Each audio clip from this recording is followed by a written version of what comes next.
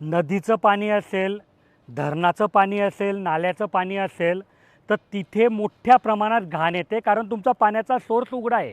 तुमचं बोरिंगमध्ये कसं असतं की छोटंसं छिद्र असतं, विहीर पण त्या मानाने छोटी असते, तर तिथे मोठ्या प्रमाणात घाण येत नाही. पण जिथे उघड्या पाण्याचा सोर्स आहे तिथे मोठ्या प्रमाणात घाण येते. मग अशा पाण्याचा उपयोग जर तुम्हाला इरिगेशनमध्ये वापरायचा आहे, ठिबक, स्प्रिंकलर, तर तिथे सँड फिल्टर वापरावं लागतं, असं एका मी व्हिडिओमध्ये सांगितलं होतं. तर तिथे पवन नावाचे एक शेतकरी बंधू आहे, यांनी हा प्रश्न विचारला आहे की तिथे साधं फिल्टर चालणार नाही का? तर चालतं, पण अडचण काय येते, समजा आता उघडा पाण्याचा सोर्स आहे तर तिच्यावर मोठ्या प्रमाणात घाण येते, शेवाळं येतं किंवा आजूबाजूची जी काही पालापाचोळा आहे तो आलेला असतो, मोटर तुमची ते ओढून घेते. आणि तुमचं साधं फिल्टर जर 2-2 मिनटात चोकअप होतं आहे, तर मग तुम्ही ते पाणी पुढे नेणार कसं? म्हणजे मोस्टली हा अनुभव शेतकऱ्यांना येतो. आणि याच्यापासून वाचण्यासाठी लोक तिथे सँड फिल्टर वापरतात, की बाबा जिथे साधं फिल्टर 2-2 मिनटात चोकअप होत होतं तिथे सँड फिल्टरला त्यांना 2-2 दिवस भेटतात.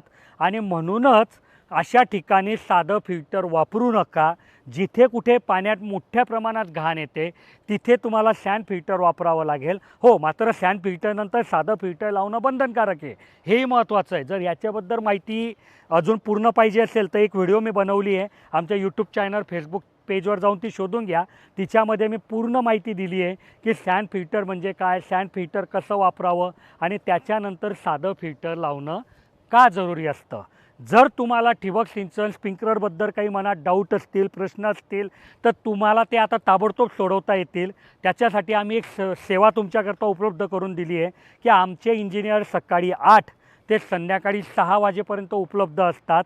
त्यांचा नंबर मी दिला आहे, तुम्ही त्यांना कॉल करा आणि तुमच्या मनात जे काही डाऊट आहे ते क्लिअर करू शकतात. धन्यवाद.